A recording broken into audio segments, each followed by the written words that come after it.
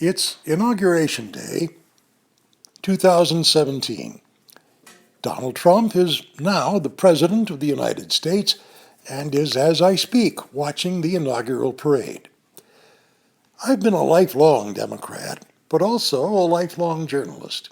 And in my journalistic career, I have consistently said that the public has a right to know, in my view, what the journalists' usual views are. Now, that goes against what 99% of journalists say they believe. I believe we attempt in reporting news to be objective. That does not mean that we have no biases. It does not mean that we can succeed in the attempt to be objective. And so I have always confessed to being a Democrat. But also I believe that I have worked even harder than most journalists, most of whom are very good, at being as close to objective as I can get. And yet, this past election, I have to admit that I was emotionally involved in the election. So let's look at things. From one side, Hillary Clinton, you dislike her. You maybe hate her. You believe that it's obvious that she is a criminal. And all those emails that disappeared prove it. All right? That's your belief. And you believe that that is undeniable fact. And you're honest about it. Donald Trump, you have seen him mock a reporter and listened to him deny it for weeks, months. You have seen him, or at least the outside of a trailer in which he was speaking, when he said, well, things that I wouldn't repeat here about the attitude of women toward him, saying he could get by with that stuff, we'll call it, because he was rich. You have seen him make statements and then deny that he ever made them. Well, that proves to you that he is an incompetent, immoral liar and a dangerous man. And therein lies the rub. I have a belief in one of those two statements I just made.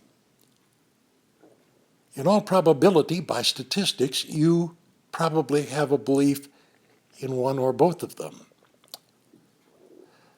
And by the Constitution, we elected Donald Trump. By the Constitution, he serves as president. What are we going to do about these beliefs we have, whether it's your belief or mine or some other one, when they are so strong? So strong that when all of the security agencies in America agree on a statement of danger, we prefer to believe, some of us, Donald Trump, who said that he didn't believe that.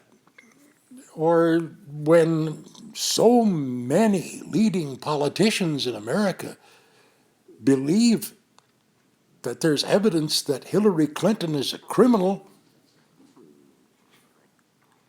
the rest of us choose to believe that that's not necessarily so. What do we do about these hard feelings? Well, in my opinion, we need to remember that there have been elections that are razor thin before, that the winner of the popular vote does not always win the presidency, but almost always does, but that there is one thing that is true in American history, over 250 years of it. The 1800 election, the dirtiest of all time, between Adams and Jefferson, fights that went on for years that were dirty on both sides. An election so controversial that it was followed by a war that killed 800,000 Americans by gunshot wounds or disease, the Civil War. And several assassinations of presidents when the feelings in one person ran so high. In other words, this country for 250 years has gone through, at times, pure hell. But always, always, in every case, we, the people, have eventually talked things over. Coffee shops, living rooms, walks down the street. And within a very few years, always, things have greatly improved. That is because I believe we are a great nation. No need to return to greatness. We are.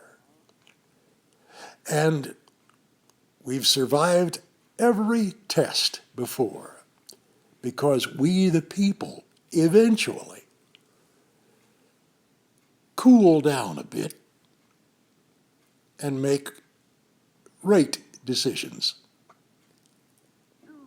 As President Obama said, and pick another one, President Bush, both of them have said, I believe in America.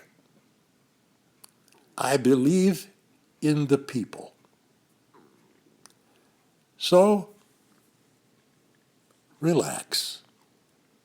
It will turn out okay. I'm Scott Brundage from the other sides of the coin.